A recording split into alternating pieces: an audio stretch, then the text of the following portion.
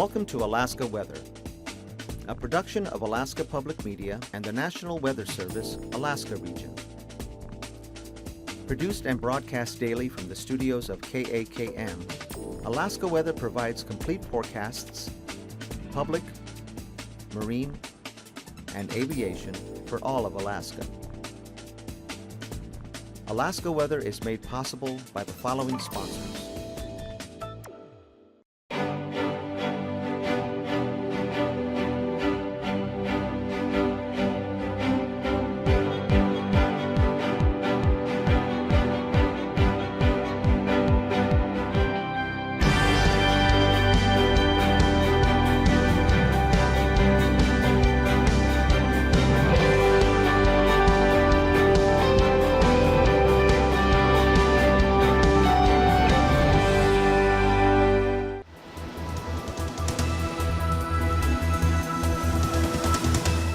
The National Weather Service.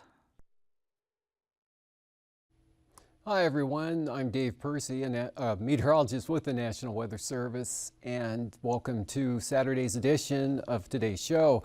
On the warning maps here, still have a wind advisory out. Actually, this due to expire here at 6 p.m. this evening. That's for the southeast winds, 40 to 45 miles an hour currently occurring up through the mountain passes there.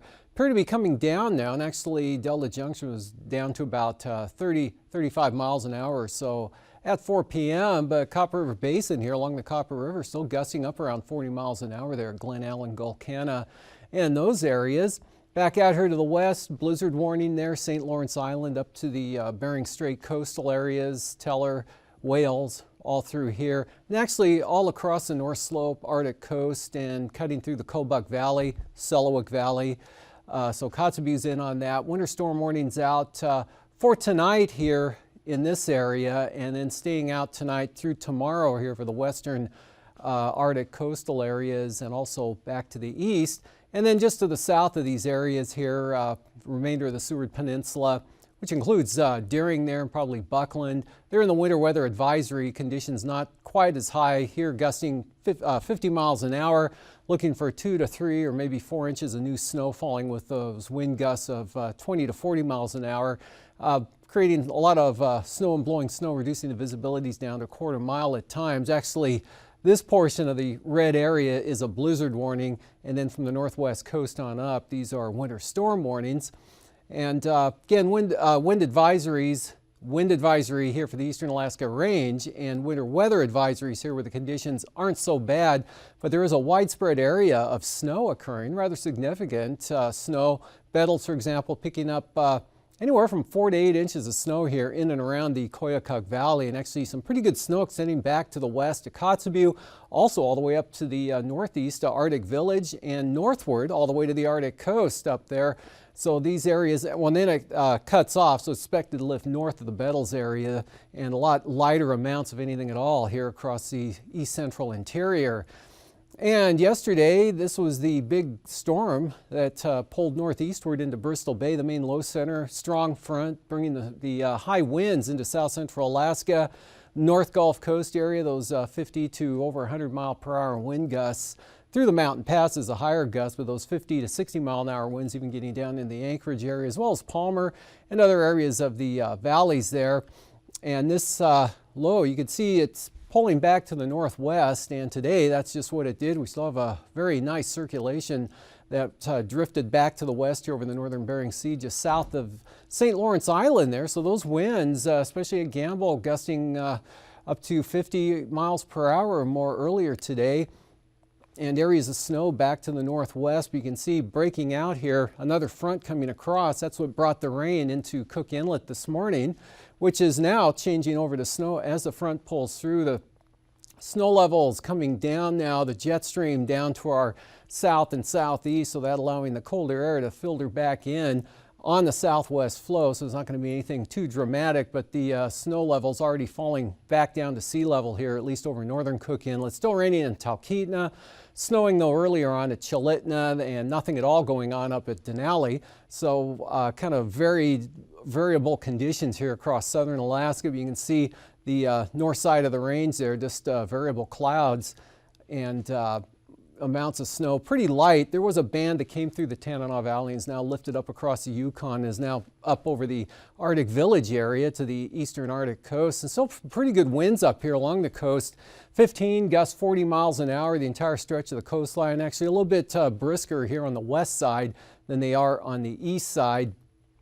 And those winds coming down around the low center, westerlies, southwesterlies, snow showers here from the Pribilofs, and a lot of snow shower activity pushing into the southwest coast today, but this tending to lift northward instead of moving eastward, so none of this will probably get anywhere past the Alaska Range as the whole pattern lifts northward. And you can see the outer cloud shield here of the next storm system coming up, which tonight actually will spread more rain and an increase in the wind, especially after midnight here, Kodiak Island, and wind and rain. Couple of fronts. This one, the first one, bringing those conditions down. Other one watching farther to the south. But look for over the interior snow showers to taper off and end. Some partial clearing, kind of some higher pressure in between the front now up there to the north.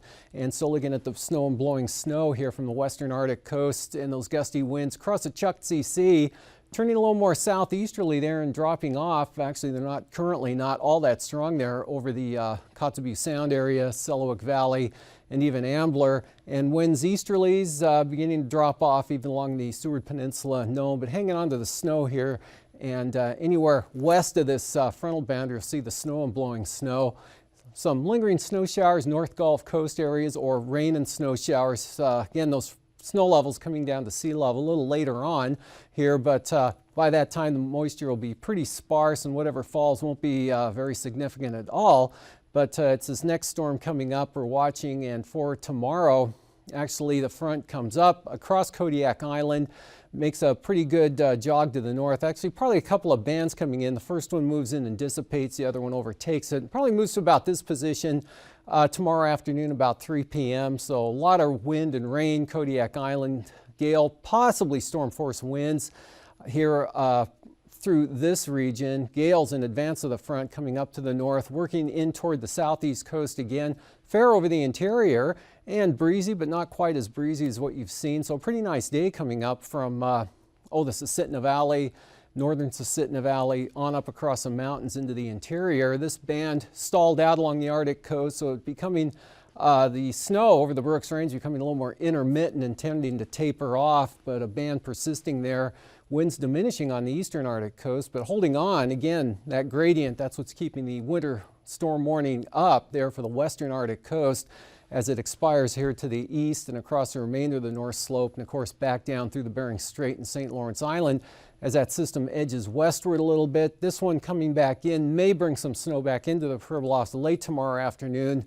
But a band of snow here, overrunning snow as the moisture comes in over the colder air. Look for some pretty good snow showers from the eastern Aleutians and probably some snow back up spreading into the Kuskokwim Valley and specifically the Delta. Rain coming back into the Seward Peninsula again on those gusty east winds, a mixed area to the north of that, and just a very, very narrow area of some light snow to the north of that.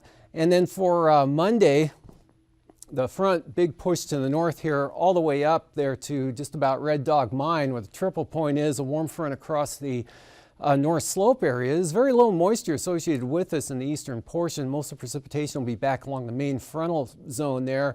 1 to 2, maybe 3 inches falling with that, and then pretty gusty winds, southeast winds, areas of snow, some of that blowing and drifting around a little bit, reducing visibilities, probably along mainly the Yukon Delta coast, Nunivak Island, on up to St. Lawrence Island once again, possibly even the southern coast of the Seward Peninsula, but the main front will be moving through the area there, so conditions in the afternoon Monday will be better than what they'll be late tomorrow night and early on Monday here for the Seward Peninsula areas down to the coast. And then this front kind of dragging back across south central Alaska for some gusty winds, quite a gradient here along the coast. So in advance of that front as this low pressure area pulls northward back into the strong winds. Again, gusts possibly up to 70 miles an hour or more across south central Alaska, but probably nothing too much stronger. So again, maybe some gales along the coast. And then this area of rain and windy conditions right here where a wave appears to be developing as that pulls northeastward. Could see some minimum gales with that along the southeast coast. Otherwise, snow showers and gusty winds back into the cold air, blowing snow coming into the Pribilof Islands again. Mixed rain and snow showers behind the front here for the Alaska Peninsula. Snow showers for Unalaska, Nikolsky, and scattered out all the way to the Komodorskis. And for the temperatures this afternoon, ranging from 39 to 45 there over the Panhandle, with Juneau at 39 degrees, Skagway at 44, while Ketchikan at 45. Middleton Island, 39 degrees. Otherwise, temperatures pretty uniform here across the North Gulf Coast, well as south central Alaska. Actually edging downward this afternoon behind the front, swinging up to the northeast, but up to 38 degrees. Gulkana and those south winds ahead of the front, gusting over 40 miles an hour. Also 40 degrees up there at Telda Junction, where they have those winds, but no wind, and 10 degrees above zero at Fairbanks. Otherwise, single numbers just out to the west. Still below zero with the snow and clouds there at Fort Yukon. Minus 18 at Anaktuvik with snow. And the Arctic coast, gusty winds, temperatures 10 to 15 below zero there with low visibilities. Again, the winter storm warnings out for all of this area, becoming blizzard warning down through the Bering Strait for tonight. Behind the front, though, sharp contrast in temperatures here. 28 at Nome, only 8 degrees out of Tin City, and in the teens here across Kotzebue Sound, Deering, Buckland, and those areas. 20s for the Yukon Delta and mid-Yukon Valley areas, and then lower 30s here above freezing in some areas along the Kuskokwim Valley. Bethel right at 30, Togiak at 30, Kaliganek 30, King Salmon up to 33, and mid to upper 30s for the Alaska Peninsula, and then in the colder air and snow showers down into the upper 20s or near 30 for the Aleutians. And the lows tonight, well into the 20s down here in the Aleutians, as well as the Pribilof, below zero again, St. Lawrence Island, and below zero temperatures here across the northern portions all the way up to the coastline, dropping into the lower minus 30s up there along the Arctic coast. Otherwise, lows staying above freezing for the most part here, at least forecast-wise. 30s. Some areas could dip down into the upper 20s, possibly here over south central Alaska, but pretty mild along the Panhandle. And for highs tomorrow, upper 30s to lower 40s for the southeast coast. Same thing for the North Gulf Coast. That's Cordova with 41. Otherwise, mid to upper 30s again, southern Alaska. And north of the mountains, though, mostly below freezing, and a little farther to the north, and you're in the teens, and back below zero from the Brooks Range up to the Arctic coast. But 21 for Nome. Lower 30s again along the southwest coast. Really not much of a change here for the eastern Aleutians, although Unalaska may edge up to 36. Flying weather, IFR, Alaska Peninsula, up the west side of Cook Inlet to the eastern slopes of the western Alaska Range, and that familiar pattern in that southeasterly flow, that next system coming up. Lots of IFR along the coast up into western Prince William Sound to Whittier, over to Portage Valley, and a little ways to the west there, then cutting off in the downslope notch there over northern Cook Inlet. Looks like VFR, but IFR extending eastward, trying to get into Yakutat, and marginal stuff sliding into the southeast coast. And then, of course, the ever-present IFR out over the Bering Sea. Passes Anaktuvik, marginal, becoming VFR tomorrow morning. Adigan, though, will be VFR. Lake Clark and Merrill coming down to IFR in these eastern approaches with marginal VFR through the pass, but the west side, VFR through the day. Same forecast for Rainy, lowest on the eastern approach, VFR on the west side, and something in between through the pass itself. For windy, VFR conditions holding, but maybe going marginal on the southern entrance, probably more likely in the afternoon hours, and the later the chances will be a little higher. For Isabel, VFR, Mentasta, VFR, and Tanita, VFR, becoming marginal throughout the afternoon. Portage, same forecast, starting out good, VFR early on, and then gradually becoming IFR into the late afternoon or sooner. And for Chilkoot and White, occasional marginal conditions. Freezing levels down to the Aleutians or a little to the south there, 2,000 feet up across Kodiak Island, cutting across the Gulf into the northern Panhandle, 4,000 feet all the way down to the Queen Charlottes.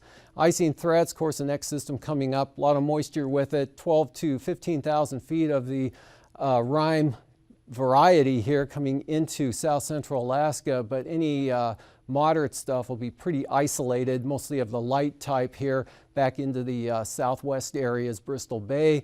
This area mostly up and away from the coast there, so icing free except for some scattered stuff way out there to the west, none expected over the interior. And tomorrow the jet stream, again, this is a portion currently, it's coming across the southern Bering Sea. That's going to lift northward as this system comes up, and these southeasterlies push the whole thing to the north again. Again, a lot of warm air coming up with this system as well. 90 knots up into the southeast coast. Otherwise, the jet well to the south of the Aleutians. And for 9,000 feet, good southeast winds, 50 to 70 knots into the Gulf of Alaska, Kodiak Island, 50 knot plus winds coming into southern Alaska midday tomorrow. And much the same pattern at 3,000 feet here under the ridge axis in between the systems. Pretty light, kind of easterly to westerly there along the Arctic coast, 25, and then the stronger winds with the system lifting northward, really hitting Kodiak Island into the North Gulf Coast, even coming up later in the day, though, along the Panhandle, and then back to the northwesterlies of 45 into the eastern Aleutians, lighter out over the western chain.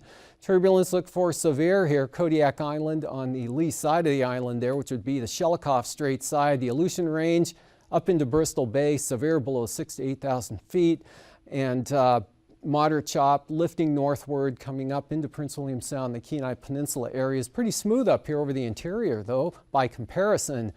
And after the break, I'll be back to look at the marine forecasts.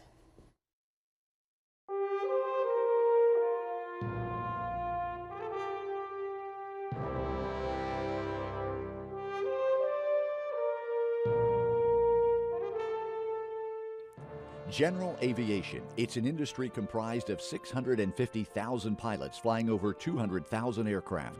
And the missions of general aviation are as diverse as its pilots and aircraft, and the individuals and businesses that own them.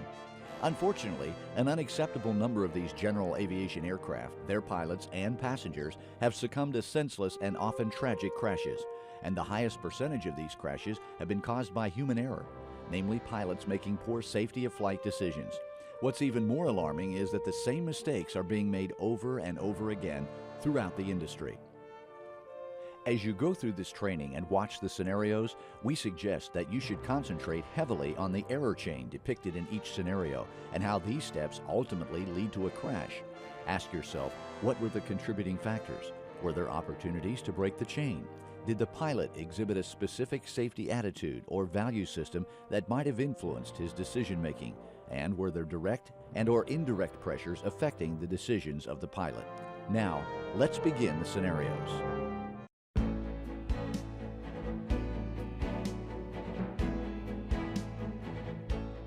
David is a privately rated pilot with an instrument rating and about 350 total flying hours. Most of his experience was flying a Cessna 182. In the nearly 2 years since he received his instrument rating, David's proficiency had digressed, reflecting the fact that he didn't spend much time on his skills. He was mostly a kick-the-tires, light-the-fire kind of pilot, which showed in just about everything he did with his plane. His pre-flight preparation was usually minimal, and he never considered weight and balance. He would quickly go through the pre-flight and takeoff checks. His takeoffs became more hurried and were never consistent, and his en route routine was to usually let the autopilot do all the flying. Even when going into unfamiliar airports, no matter what size, he would never consult the airport charts before the flight and just dealt with airport familiarization as he arrived. He would often hurry his patterns and neglect providing Unicom calls or listening for airport traffic advisories, which at times created dangerous situations. His landings were also pretty much in line with the rest of his flying skills, barely adequate and far from being precise or consistent. But the forgiving nature of the 182 when it comes to flying skills and load hauling had kept David out of trouble in spite of his declining skills. The time came when David felt like he needed to move up to a faster, more complex airplane, so he bought a Bonanza A36. The insurance company required that he receive 5 hours of instruction prior to operating the airplane on his own. His buddy, who was an instructor, provided this instruction. However, instead of using that time for a thorough transition to the Bonanza, they spent about an hour doing takeoffs and landings and then used the rest of the time to take a cross-country trip for lunch. After the checkout, David flew it for about another hour or so, mainly just cruising around the local area. He also spent plenty of time boasting to his friends about how great this plane was and how quickly he could get to his favorite resorts. The day soon came when David and 3 of his friends planned a vacation trip. He requested line service to top off the plane, and his friends arrived shortly thereafter with all of their luggage. The only thing was, an additional passenger showed up a few minutes later. Without David's knowledge, one of the friends invited the unexpected passenger along because he needed a ride to a town about 100 miles away, and right along their route to pick up a car he had recently agreed to purchase. David was not very happy with his one friend offering this ride without his knowledge, but took a quick look at the sectional chart to find the airport and determine the runway length. With about 2,800 feet of runway shown, he figured the plane could handle it, didn't want to say no, and continued loading everyone and their luggage. Not having done a weight and balance calculation, he was totally unaware that the airplane would be overloaded and out of CG. In his typical fashion, David didn't waste any time getting out to the runway. The takeoff was nothing like he'd experienced before in the Bonanza. This was his first takeoff in the A-36 with a full load, and was actually overgross, which significantly degraded the plane's takeoff performance. However, with the runway being over 5,000 feet, he was able to finally get the airplane off the ground, cleaned up and climbing. David was not happy with the performance of his plane. The rate of climb was far less than he was used to, but he eventually got to his cruise altitude, and once there, the airplane behaved more like he had grown accustomed. It wasn't long before he had to begin his descent for his first stop. When he arrived at the airport, he closely looked over the field at pattern altitude and noticed the trees obstructing both ends of the runway. He flew a full flap higher approach than normal for him, which resulted in his speed being faster than normal for landing on a shorter field. He was using the approach attitudes that always worked in the Cessna 182. After floating down nearly 2/3 of the runway, David decided to go around. But with full flaps, full power, heavy nose-up trim, and an overloaded airplane, David's new airplane became more than he was prepared to handle.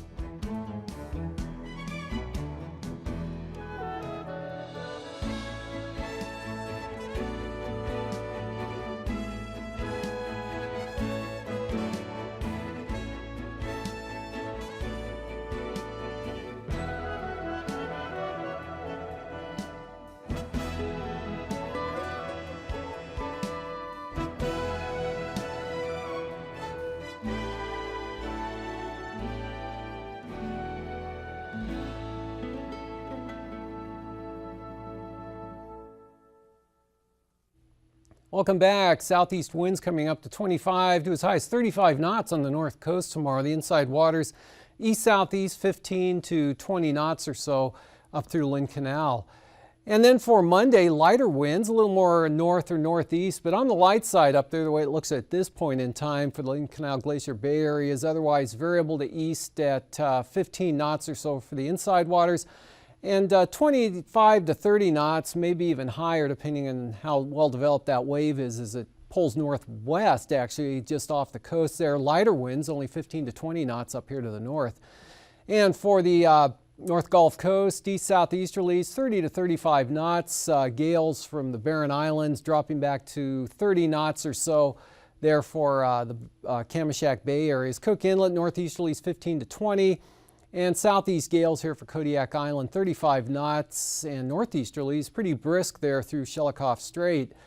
And then for Monday, small craft advisories here for Kodiak Island, and gales for the Barrens, Kamishak Bay, maybe even southern Cook Inlet, out to the western Gulf Coast. More easterly and about 35 there for that Middleton Island zone. And up in Prince William Sound, northeast up to 25, and probably looking at gales here. Turnagain Arm and the northern inlet. For the Bristol Bay zone, east 35 knots tomorrow, northeast 40 knots here on the Bering Sea side of the peninsula, and southeast 35, so some gales here from Sitkinak down to about Chignik. And then westerlies 30 to 40 knots here in the peninsula with gale force southeasterlies likely for Bristol Bay, same thing, same wind pattern there southwest of Kodiak Island. Westerly winds down to about 30 knots on the Pacific side of the peninsula. For the western Aleutians, northwest 20, turning westerly 20 to 25 knots, so some small craft advisories here for the central areas. And northwesterlies coming down to 25 knots, probably starting out with some northwest gales here for the eastern Aleutians, and those coming down later on in the day. And then for Monday, that same sort of pattern again. Could see some gale force winds early in the day, and then those will be coming down to the 15 to 25 knot range late in the day from west, but small craft advisories all the way out to about the Adak-Atka area, turning westerly and then southerly ahead of a questionable system that may affect the western Aleutians, but if it does, the winds won't be all that high. And then moving on to the southwest coast here, northeasterlies up to 25, otherwise southeast 15 to 20 knots, highest around St. Lawrence Island. Light variable winds for the northern Bering Sea, pretty light winds also for the Pribilofs. And for that St. Paul, St. George area, northwest 40 knots for the day Monday. And gales also, again, with higher gusts, particularly near Gamble for St. Lawrence Island. Some brisk winds, small craft advisories here across the northern Bering Sea to the southwest coast, but markedly lighter there southeast of Nunivak Island and across Kuskokwim Bay.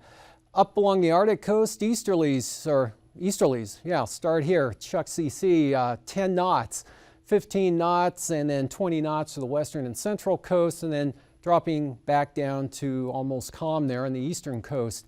But those winds may pick up a little out of the east on Monday, 20, maybe 25 knots, otherwise northeast 15 to 20. Brisk wind advisories here for the western coastline all the way down to Point Hope, dropping back to 20 knots there across the Chukchi Sea. And for tonight, a break coming into the interior as this lifts northward here, but the winter storm warning still from St. Lawrence Island up across the North Slope tonight, but improving from south to north. Here's the next storm coming up, bringing wind and rain into Kodiak late tonight and toward morning, and moves to this position. So gale force winds, rain back in Kodiak Island, the North Gulf Coast, staying snowy along the Arctic coast, and then Monday, a lot of snow here in the west. These forecasts are to be used for planning purposes only. Call 1-800-WX-BRIEF for a formal pre-flight briefing. Always file a flight plan before you go flying. The U.S. Coast Guard Auxiliary urges you to leave a float plan with a friend or the harbor master before you go boating. Alaska Weather is made possible by the following sponsors.